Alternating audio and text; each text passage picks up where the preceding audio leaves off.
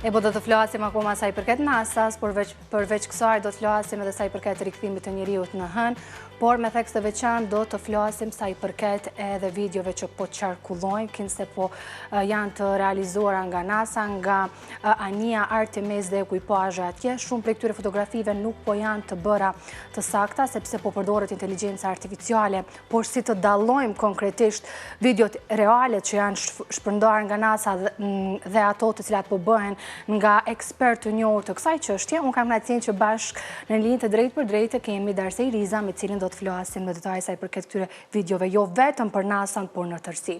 Darsej, faleminderit shumë për kohën që ndat për qenë pjesë e kësaj bisede sot. Faleminderit shumë për ftesën. Atëherë besoj pajtohesh me mua kur thash se po ka shumë video që po qarkullojnë sidomos në rrjetet sociale TikTok dhe në Instagram sa i përket videove të ndryshme të cilat kinse po e tregojnë njeriu në hënë.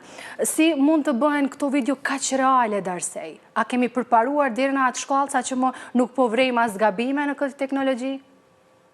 Është shumë normale dhe sidomos kur vjen puna për fotografi të gjithësisë, se edhe këto originalit po doken tu që janë të bëme me AI ose me ndonjë 3D, që po e hapë edhe rrugën edhe konspiracioneve të ndryshme. Duhet me pas parasysh që teknologjia e ka mriq atë pikë që jemi të kriju sot video që s'po mundën me u vrejt qaq letë mo. Përpara mu ishim me vrejt artefakte që tash veç se kam rri me një pikë tepër të saktësisë, edhe besoj që edhe gjatë këtij vitit deri në fund vitit besoj që kena me pas modeli edhe ma të avansume në krahasim me çka po kemi sot. Kështu që është shumë normale, është si çdo temë e nxehtë, sidomos kjo është temë historike, ka me u përdorë prej njerëzve që kanë me dasht me përdorë këta për klika, për monetizim në për TikToka, Facebooka, është mëse e pritën. Darsej, a ka ardhur momenti që realisht ne duhet të dyshojmë në çdo video që shohim në rrjetet sociale? Po, kur bisedu ma heret për me shiku se çfarë video ka, ke problem edhe për mu me marrë parasysh a është reale, a është fake, duke me këshyrë disa ere. Po në fundit, vetëm një mekanizëm e kemi, është përcjellja e kanaleve zyrtare të NASA-s në këtë rast. Ata vetëm që janë të i bo postimet astronautëve. Çdo kanal tjetër, përveç nëse është ndonjë kanal që ka reputacion të lartë, ndonjë CNN a BBC që i qesin, kanale tjera unë besoj që është mirë me marrë me shumë rezervë çdo video që është. Po sa jemi të përgatitur për këtë realitet të ri? Qofshin institucionet, por edhe ne si individ?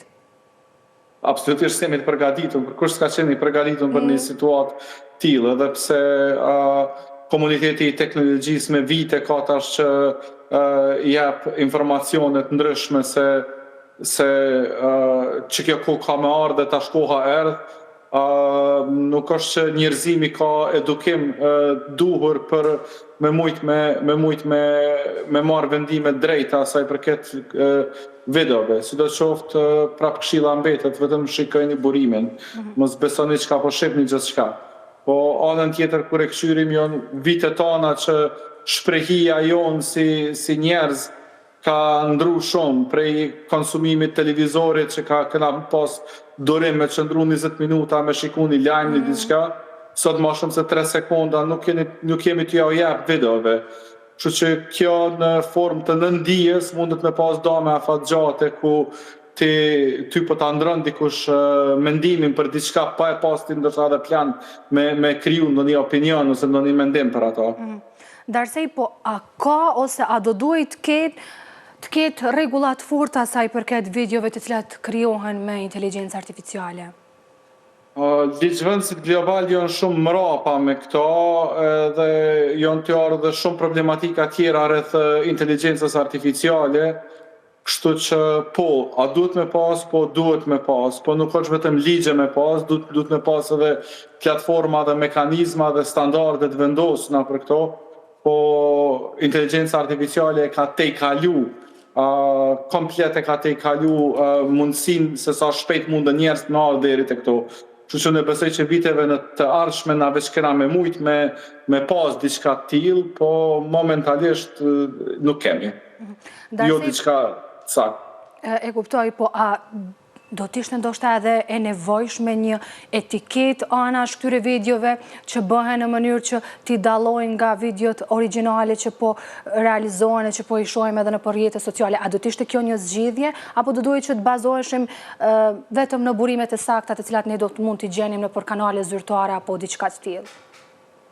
Për ata tash vijnë me pas standarde të krijuame. Këto standarde do me thonë prej telefonave ton, kamera që ka jonë, sa të bëhen video me mujt këto mënyrë automatike me vërtetu autenticitetin e një videos ose fotos.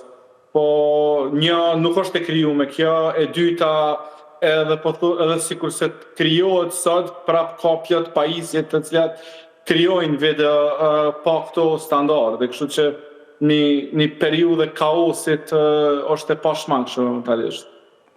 Darsej, po për ata të cilët besojnë dhe duan këtë anë të teknologjisë, ne po flasim për një pjesë negative, por ka edhe shumë të mira në anën e saj. Cilat janë ato për shembull?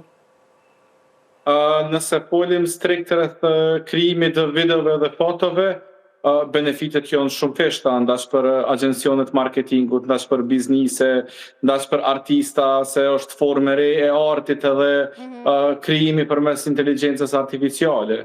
Po nëse dalim për te kufive të videove ose fotove ose multimedias në këtë rast, përparësitë të inteligjencës artificiale veç janë të pashmangshme në çdo industri, në çdo sferë tjetës, është në formë ku është të ndru jetën komplet.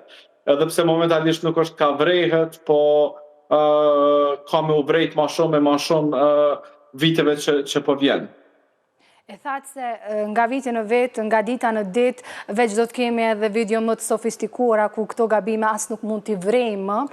Si e sheti teknologjinë, zhvillimin e saj ndoshta në 5 deri në 10 vitet e ardhshme?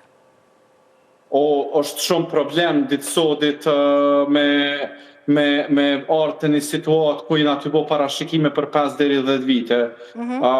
Me që të rritëm që është ka funksionon inteligjenca artificiale, unë e mendoj që mas shumë t'i shka mundë me parashiku sot është 1 vjet, 2 vjet.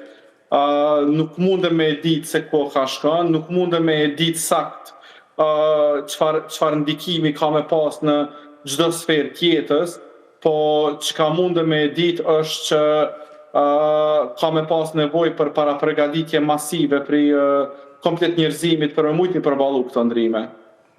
Darsej, unë kam lexuar se tashmë edhe këto video po përdoren edhe në raste të manipulimit, për shembull. Si t'ja bëjmë në mënyrë që ne të ruajmë atë privatësinë të cilën e kemi, të mos ta shpërndajmë të tjerët në mënyrë që mos të bien prej e videove të tilla? Sa i përket privatësisë, ka shumë gjana që mundë me i pas parasysh. Një është, unë e besoj që me një të ardhmet afërt njerëzimi ka me u vedisu për mos me nda shumë sene në internet, se fotografitë tuja, të familjes tonë dhe të fëmijëve, ato veç mundë me u shfrytzu sot, edhe me u keq përdor në situatat ndryshme. Tjetër, do të thonë ka lloj-lloj format vedisimit sa i përket përgjithësi kësaj teme. E kemi edhe situatën e rrjeteve sociale, këto e kanë tash inteligjencën artificiale për mrenda dhe po mundën me të profilizu në bazë çka do që je ka krijon, je ka bën, je ka klikon, edhe në bazë çatij profilit masina po të servohet edhe lajme, po të servohen edhe informata të ndryshme. Kështu që unë mendoj se nuk jemi edhe të vetëdijshëm, Darsej.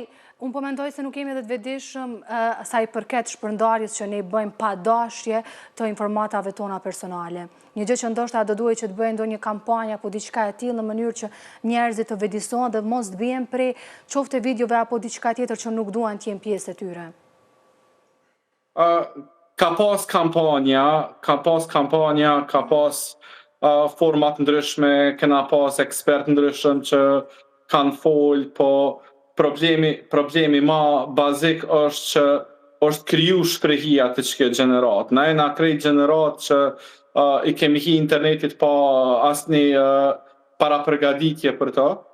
Edhe kjo mas ne ka kriju që shprehi që ti sado i thush dikujna që ban nëse s'ban diçka me bo, ai prap se prap e ka qatë mendim që ai se s'ka çka m'gjen mu. Njëjtë është edhe për çështjet të sigurisë kibernetike, është e njëjta formë edhe në këtë rast ku tash veç në aty e pa që po ka rritje të problemeve në siguri kibernetike, hakerat janë sot të përdorë me të madhe inteligjencën artificiale për ndaçe me bo social engineering, me të mashtru përmes fjalëve, ndaçe të mashtru përmes sistemeve të ndryshme, po është shpeshtu komplet, do me thonë, komplet pjesa e bukur e AI-it është njëkohësisht t'ja shpërfaq edhe problemet serioze që i ka inteligjenca artificiale. Darsej, po cili do t'ishte një mesazh drejtuar audiencës sa i përket kësaj? Mesazhi jam për audiencën është mos e injoroni faktin që këtu nuk është veç vegël, kjo është formë e re e jetës, është formë e re se qysh industria ka me funksionu viteve të ardhshme, kështu që pa marrë parasysh edhe nëse s'ki profesion heq, edhe nëse s'je ka punon kur gjo, edhe nëse jeti punu që ka të punë që s'ka të bëj me teknologji, mendimi jam që është shanca unike që i ka ardhur secilit ditësodit për me mujt me mësu diçka të re edhe me mujt me ofru diçka në treg me një hapsin të re që ka krijohet për krejt profesionistet ardhmes. Më vjen mirë që ndohet këtë mesazh unë, sepse kur po përdoret inteligjenca artificiale, vetëm termi AI, disi me njëherë po mendojmë negativisht rreth saj, nuk e di pse. Ndoshta edhe këto ngjarjet e fundit. Është e mundshme, sidoqoftë unë besoj që në prapavi mas shumti çka është ka ndikon në aspekt negativ është friga. Unë besoj që shumë njerëz që po i ndëgjojnë informatat rreth inteligjencës artificiale, emisionet e tilla si kjo sot, shumë shpesh ose përmenden çështjet negative të sajna, ose shumë shpesh përmenden domethënë humbja vendeve të punës, ardhja e robotave. Edhe krejt që to po krijojnë një farë lloj frike të njerëz dhe mas na njerëz më përpara po vendosin me injoru si temë dhe mos më marr me çat frikë se sa me trajtu. Sidoqoftë unë mendoj që është një kohë e shkurtë që ka mbetë për ata të cilët dojnë me përfitu diçka më shumë. Në moment se është vetëm një grup i vogël i njerëzimit që është kamerët me to nëse e këshirim përqindje. Nëse donë me mri hapin për para dhe me bo ndryshim drastik një jetën tonë, tash është koha. Po anën tjetër, edhe nëse vendos me injoru, mas një kohë ka me të ardhë ku ka me ardhë krejtve, edhe s'ki me pas qare pa funksionu me to. Vetëm dallimi ka me qenë që ki me marrë pjesë kur ka me marrë pjesë krejt. Ideja është kush do me shfrytzu kohën për me mujt me qenë një hap për para tjerve. Po prapë se prapë krejt këna me përdorë. Deshtëm. Po pra, mirë po unë mendoj edhe se është një gjë tjetër, se është zhvilluar shumë shpejt dhe ndoshta nuk kemi arrit që ta kapim ashtu ritmin bashkë me të dhe prandaj mund të krijon edhe përshtypje të tilla. Tamam, çashtu është. Jo që kam rri shpejt, kam rri ma shpejt se shumica njerëzve që mundën me përbi. Ka ardhë ma shpejt se shumica dhe njerëzve që merren me teknologji kanë mujt me përbi për një kohë gjatë, derisa e kam pa që njërimi sajna është e pashmangshme, sidomos në profesionin e teknologjisë. Po anën tjetër tash besoj që është koha ku vetëdijsimi du të me ardhë në dy nivele kryesore, është vetëdijsimi të nivelet e larta që do më thonë pronarët e bizneseve, ndërmarrësat. Kjo është e para që ka me ndodhë, se shohin që nëse ti sot nuk fillon me digitalizu biznesin tënd dhe me pas inteligjencën artificiale në prapavit sajna, atëherë automatikisht ki me pas një problem të madh se ka me të ardhë konkurenca që ka me qenë ma e përgatitën se ti. Anën tjetër është edhe sektori edukimit, është pikërisht edukimi që është ka përballon probleme dhe më të mëdha se përpara ku duhet komplet me u riformatizu.